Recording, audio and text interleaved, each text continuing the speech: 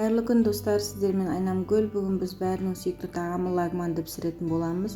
Ол үшін бізге сиыр еті керек. Осындай жіңішке етіп тураймыз. Үстіне кукурузный крахмал, жұмыртқа, паприка және 2 ас қасықпен соевый соус құйып маринадтап қоямыз. Осылай араластырып болғаннан кейін бетін пищевая пленкамен жауып тоңазытқышқа 4-5 сағатқа қойып қоямыз. Ары қарай қамырын жасау үшін ұнымызға тұзды салып, салқын су құямыз. Жыл су құюға болмайды. Тестіміз кішкене қатты болуы керек. Иегі қанғанша басамыз. 10-15 минуттай басқан жақсы.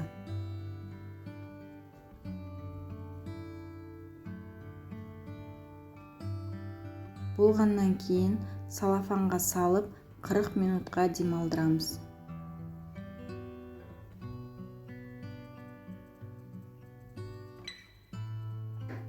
Тестіміз демалды, 40 минут өтті. Осылай жұмсақ болып, барлығы біркелкі болғаннан кейін қолмен басып, оқтаумен тегістей жібереміз. Қыздар қатты илеп жібермеңдер, жіңішке болмау керек. Менікі жіңішкелеу болып кетті, кішкене қалыңдау болған жақсы болады. Осылай қолымызбен домалатып, барлығын осылай домалатып шығамыз. Бұл да қатты жіңішке болмау керек, кішкене қалыңдау болған жақсы болады. Болғаннан кейін барлығын майлап шығамыз. Барлық жері майға тиіп, ыңғайлы болу үшін осылай айналдырып қойған жақсы болады.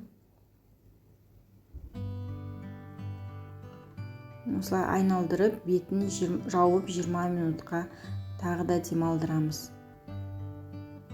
Майы сіңіп болғаннан кейін қолымның 2 саусағымен домалатып отырып лагманымызды жасай береміз.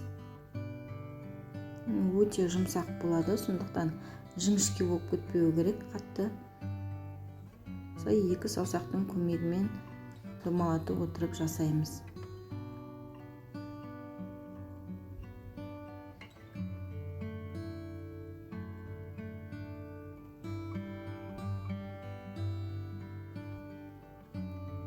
Құрғап кетпеу үшін бетін салафанмен жауып қойсаңыздар болады.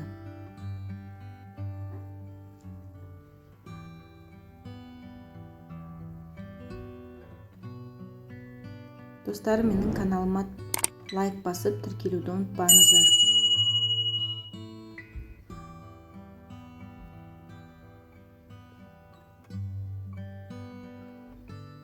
Осылай 3-тен бөліп жасасаңыз болады. 3-еуін осылай жинап алып, қолымызға жинаймыз да. Сосын соғып алған жақсы, сонда біркелкі болып шығады. 1-2 рет соғып алыңыздар. Қайнаған суға бірден саламыз.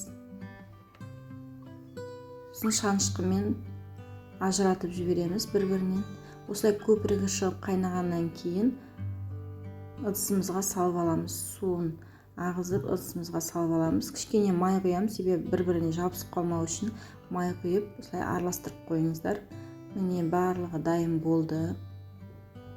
Енді шағу май құйып, бияз салып, қуырып аламыз. Болғаннан кейін, қуырылғаннан кейін үстіне етімізді саламыз.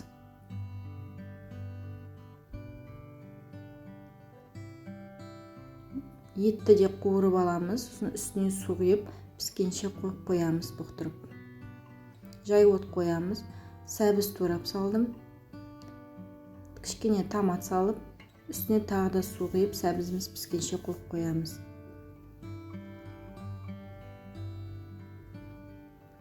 Сладкий перецмен осылай 2 түрін пайдаландым. Достар, өзіңіздің кез келген көкөнісіңізді салуға болады.